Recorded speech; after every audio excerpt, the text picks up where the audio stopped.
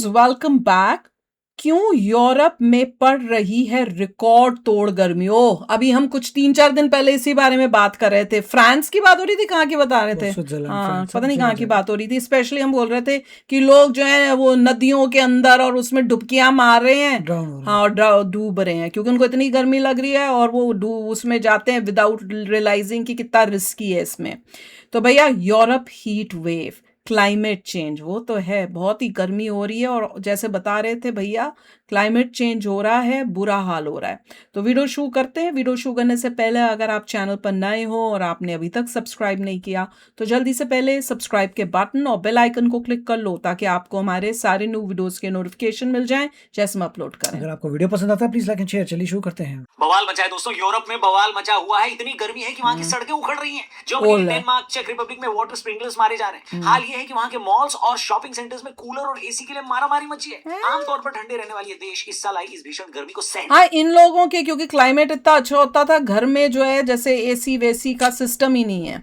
जैसे ही हमारे यहाँ पे तो घरों में ना, वैसे ही कैलिफोर्निया में भी पहले होता था कि एसी का नहीं था, कि हीटिंग का नहीं होता था, किसी एक चीज का नहीं होता था। कैलिफोर्निया में एसी नहीं होता हाँ, था। एसी नहीं होता था। और हम लोग जब वहां पे मूव किए थे, कुछ टाइम के लिए वहां भी रहे हुए हैं, तो हमको बड़ा अजीब लगता है यार, एसी नहीं है। पर वो कहते थे पुराने घरों में एसी नहीं था। हाँ, पुराने में नए नहीं घरों था, में जो था। पुराने बनाए हुए थे उन्होंने अपार्टमेंट्स वगैरह, उनमें एसी नहीं था। तो पर वो था उस टाइम, मतलब वेदर भी इतना गर्म बहुत नहीं फर्क होता था कि आपको जरूरत नहीं पड़ती थी, क्योंकि हम रहे थे, हमें भी नहीं जरूरत पड़ी थी। पर अब अगर कोई वहां रह रहा होगा तो चेंज हो गर्मी में जाएगा तो बहुत। भैया बुरा हाल हो जाएगा उसका। नहीं पा रहे। उनके लिए ये किसी ऐसी आफत की तरह है जिसका कोई सोल्यूशन उनको नजर ही नहीं आ रहा। क्या ये बदली हुई यूरोप की कहानी है या आने वाले उस कुदरत के सबसे बड़े हमले की वार्निंग सिग्नल जो My हमें God. अभी भी सुधरने का मौका दे रहा है? आइए इस बारे में बात करते हैं। Germany has set a new heat record, and the temperature could go higher as a so-called heat dome is baking Europe. Okay, it's a third day of record-breaking temperatures for June, with the mercury rising to 36.9 degrees Celsius in Suffolk on 40 Friday. से ऊपर France और Spain में 44 से 45 degree, UK में जून के इतिहास में पहली बार लगातार 3 दिन तक रेड अलर्ट और 36 डिग्री से ऊपर का टेम्परेचर। जर्मनी, इटली और स्विट्जरलैंड में भी 38 से 41 डिग्री, और डेनमार्क और चेक रिपब्लिक में जब से रिकॉर्ड रखना शुरू किया गया है, यानी 1874 के बाद का सबसे गर्म दिन 36.6 डिग्री दर्ज किया गया। अब ये ज्यादातर वो देश हैं, या यूं कहें कि इनमें से ऑलमोस्ट सभी वो देश हैं जहां अमूमन टेम्परेचर ठंडा रहता है। इतने ठंडे देशों में आई ये गर्मी न सिर्फ उनको सरप्राइज कर रही है, बल्कि उनके बनाए इंफ्रास्ट्रक्चर को भी नुकसान पहुंचा रही है। उनको आदत ही नहीं है ऐसी गर्मी को देखना। आमतौर पर ठंडे देशों में बने इंफ्रा एक्सट्रीम कोल्ड से झेलने के लिए बने होते हैं। इस बार इनकी कोरी चमड़ी सूरज के सामने रोस्ट हुई जा रही है, क्योंकि न तो उनको न उनके देश को इतनी गर्मी सहने की आदत है। यही रीजन है कि इन देशों के अंदर आए इस भारी भरकम टेम्परेचर ने पूरे एडमिनिस्ट्रेशन की हालत टाइट कर रखी है। यूरोप के इंफ्रास्ट्रक्चर को इस तरह की गर्मी की आदत नहीं है, इसलिए वहां भारी नुकसान हो रहा है। हीट स्ट्रोक और गर्मी के कारण अब तक सैकड़ों लोगों की मौत हो चुकी है। फ्रांस और ब्रिटेन में गर्मी से बचने के लिए नदियों झीलों में तैरने उतरे कई लोग डूब गए। एसी के अचानक वही बात हम कर रहे थे, हम बताया था ना। बड़े इस्तेमाल से फ्रांस और इटली में पावर ग्रिड ठप हो रहे हैं, जिससे हजारों घर अंधेरे में डूब गए हैं। भयंकर गर्मी के कारण लोहे की रेल पटरियों में थर्मल एक्सपांशन हो गया है और ओवरहेड बिजली के तार पिघल रहे हैं, जिससे कि ट्रेन नेटवर्क भी तकलीफ में है। फ्रांस के न्यूक्लियर पावर प्लांट जिन नदियों के ठंडे पानी से होते थे, उनका पानी, उन नदियों का पानी इतना गर्म हो चुका है कि बिजली प्रोडक्शन कम करना पड़ा है। अब सवाल यह है कि यूरोप इतनी भारी गर्मी की मार गर्मी से बेहाल यूरोपीय लोग और वहां का एडमिनिस्ट्रेशन कुछ ऐसे कदम उठा रहा है जो आम दिनों में अजीब लगते हैं। पेरिस में लोग एडमिनिस्ट्रेशन की सख्त मनाही और बैरिकेड्स को तोड़कर कैनाल सेंट मार्टिन, यानी उनके गंदे पानी के पागल हैं, नहरों और हिस्टोरिक फव्वारों में कूद कूद कर दिन भर नहा रहे हैं। कई देशों में बच्चों की सेफ्टी के लिए स्कूल बंद कर दिए गए। सभी आउटडोर शादियां, कॉन्सर्ट्स व खेलों को पूरी तरह रद्द कर दिया गया। बेल्जियम और बाकी देशों में जंगलों में झुलस रहे छोटे पंछियों और जानवरों को बचाने के लिए special wild life rescue centres बनाए गए हैं, जहां उन्हें बर्फ के टुकड़ों के बीच रखा जा रहा है।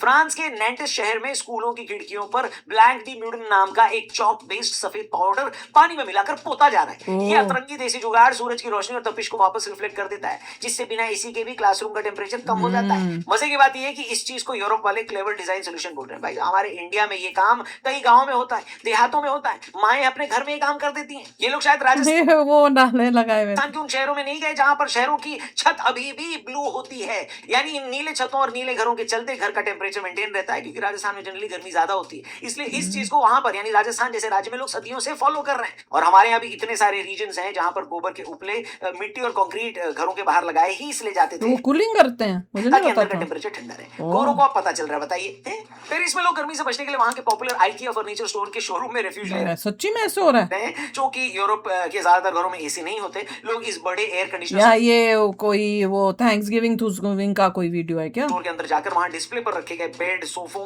और आराम कुर्सियों पर घंटों सोकर या बैठकर अपनी दोपहर काट रहे हैं। जर्मनी में भीषण गर्मी के कारण जो डामर की सड़कें वो पिघल रही हैं और हाईवे की मोटरवे पट्टियां टूटकर ऊपर की तरफ उठ रही हैं। इससे निपटने के लिए एडमिनिस्ट्रेशन ने सर्दियों में सड़क से बर्फ पिघलाने वाले सॉल्ट ट्रकों को काम पर लगाया है, जो अब बर्फ की जगह सड़कों पर लगातार पानी का छिड़काव कर रहे हैं ताकि डामर को पिघलने से बचाया जा सके। सोचिए अगर हमारे देश में ऐसा कुछ हो गया होता तो यहाँ के कुछ लोग यही कहते कि देखो मोदी ने सारा अंबानी अडानी को बेच दिया है ना, इसीलिए ये सारी सड़कें उखड़ रही हैं और ये इंफ्रास्ट्रक्चर खराब हो रहा है। बताइए। नहीं, बात ऐसी नहीं है। बात ये कि उनका वो क्लाइमेट था ही नहीं, तो उनको उस टाइप की सड़कें बनाने की जरूरत नहीं थी।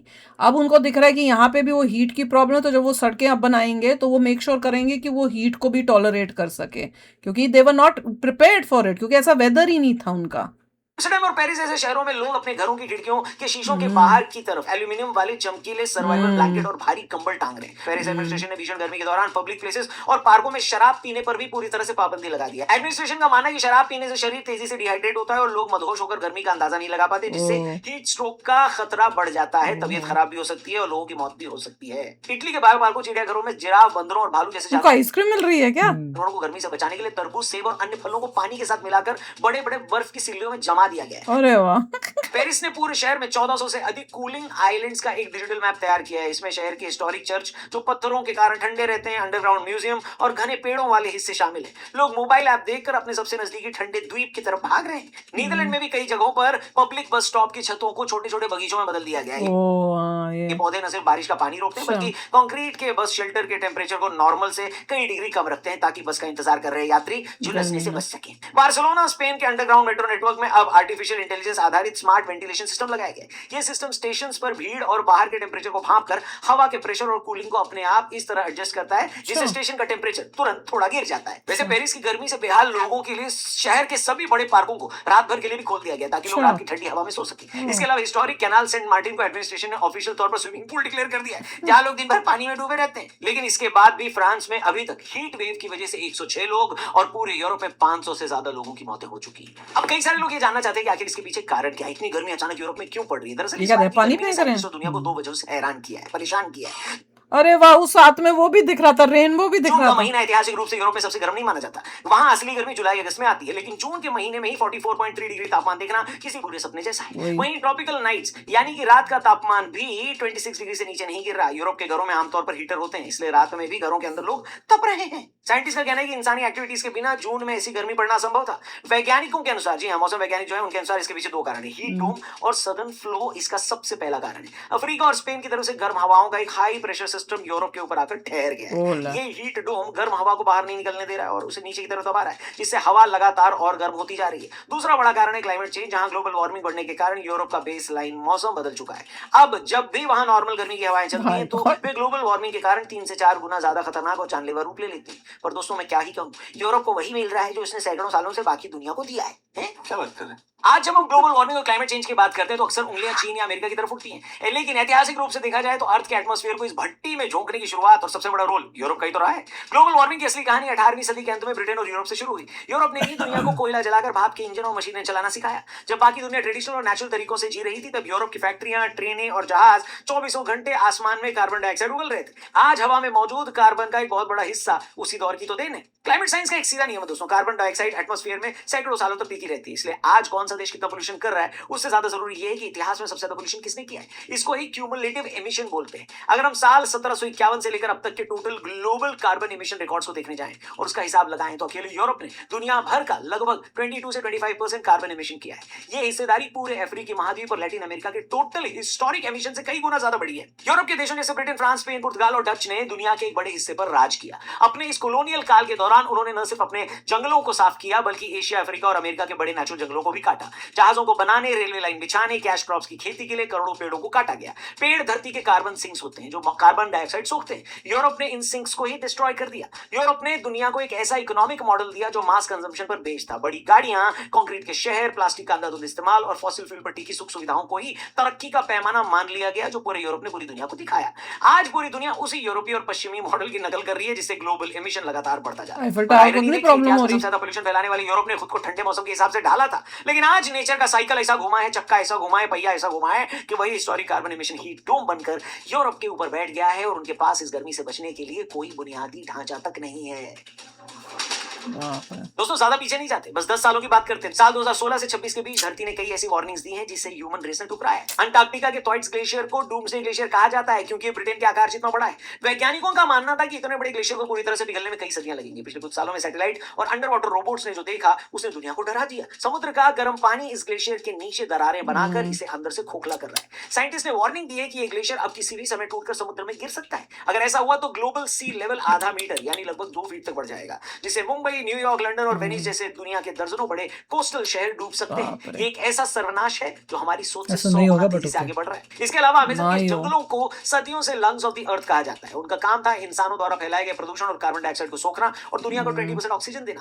यह माना जाता था कि घने गीले जंगल हमेशा धरती को बचाए रखेंगे। अंधाधुंध कटाई, जंगलों में लगाई जा रही आग और ग्लोबल वार्मिंग के कारण ये जंगलों का एक बड़ा हिस्सा अब सूख रहा है। यूरोप की राइन और लोअर जैसी नदियां वहां की इकोनॉमी और लाइफस्टाइल का हिस्सा हैं। इतिहास में कभी ऐसा नहीं हुआ था कि नदियां पूरी तरह सूख जाएं या इतनी कम हो जाएं कि उनमें जहाज चलना बंद हो जाए। पिछले कुछ सालों की गर्मियों में इन नदियों का वाटर लेवल इतना गिर गया कि सदियों पहले पानी में डूबे हंगर स्टोन्स बाहर निकल आए। इन पत्थरों पर पुराने जमाने के लोगों ने नक्काशी करके लिखा था कि अगर तुम मुझे देख पा रहे हो तो रोना शुरू कर दो। यानी कि मामला कितना नीचे जा चुका है ये सदियों पहले वहां के लोगों ने ये प्रेडिक्ट भी किया था और लिख दिया था। इटली की पो नदी इतनी सूख गई है कि उसका बहाव खत्म हो गया है। नतीजा ये हुआ कि एड्रियाटिक समुद्र का खारा पानी उल्टी दिशा में नदी के मुहाने के भीतर 30 किलोमीटर तक घुस गया। नदी में समुद्र का बहना और फसलों का खारे पानी से तबाह होना एक ऐसी घटना है जिसकी कल्पना भी किसी ने नहीं की थी। देखिए दोस्तों, नेचर हमको लगातार वार्निंग दे रही है। भारत ने हमेशा उसकी जरूरत और इंपॉर्टेंस को समझा था। आज यूरोप भी उसे समझने लगा और समझना पड़ेगा, वरना ऐसी हालत इनकी खराब हुई है कि आगे और खराब हो सकती है। डर बस इस बात का है कि इस बार मदर नेचर कहीं इतने सालों का गुस्सा ऐसे ना निकाले कि यूरोप के साथ साथ और भी देशों को मार झेलनी पड़े। आपको क्या लगता है इसका सोल्यूशन क्या है? कमेंट करके जरूर बताना। बाप रे, काफी सीरियस है। हमने तो सिर्फ उसका सुना था कि जैसे ये नदी नुदी कैनाल्स हैं उसमें ये लोग स्विमिंग विमिंग कर रहे हैं जो कि डेंजरस है। तो रिवर्स में खासकर जब करते हो तो उसका फ्लो स्ट्रांग हो, पैर फिसल जाए तो उससे एक्सीडेंट्स हो सकते हैं।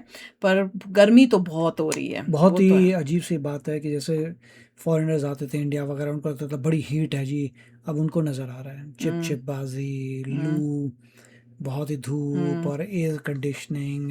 जैसे हम जहाँ रहते हैं वहाँ बहुत गर्मी होती है, एयर कंडीशनिंग का बिल देखो, बहुत कुछ पंगे पड़ते हैं। इंफ्रास्ट्रक्चर भी खराब होता है हीट की वजह से। तो यहाँ पर भी उनको नज़र आ रहा है पहली बार की इतनी हीट आ रही है। बढ़ेगी, कभी कम नहीं होगी। अभी जो है आगे आगे जो है और लंबे लंबे ड्यूरेशन होते रहेंगे, सब जगह हीट आने वाली है। जहाँ पे कोल्ड एरियाज है होपफुली वहाँ पे थोड़ा बेटर रहेगा, पर वहाँ पे भी गर्मी होती है। वहाँ पे भी गर्मियाँ बहुत होने लग गई हैं। जैसे हम लोग, मैं बता रही हूँ ना, यूएसए में ही जब हम आए थे तब जो गर्मी होती थी वो कम महीनों के लिए होती थी, अब जल्दी आ जाती है और ख़त्म भी लेट होती है। वो तो हमने देख लिया है। और इंडिया में भी अगर आपको याद हो, होली वोली के टाइम सर्दी होती थी, स्वेटर श्वेटर पहनते थे और कहते थे इतनी ठंड में कैसे होली मनाएंगे। अब वहां पे देखो कितनी गर्मियां होती हैं। इवन दिवाली के टाइम, मुझे याद है दिवाली में भी थोड़ी ठंड हुआ करती थी हमारे टाइम में। अब तो कुछ नहीं, पूरी गर्मी होती है यार, निकलने में भी वो भड़ास, वो गर्म हवा होती है अभी भी। तो ओवरऑल पूरी दुनिया में अर्थ पे जो है आप देखो कि पूरा सार जगह पे इफेक्ट हो रहा है गर्मियों का। ठंडे इलाके जो हैं वो भी गर्म होते जा रहे हैं। तो चलो यार, आप भी शेयर करना अपने थॉट्स। चलते हैं, मिलेंगे नेक्स्ट वीडियो में बहुत ही जल्द। Till then take care and bye bye.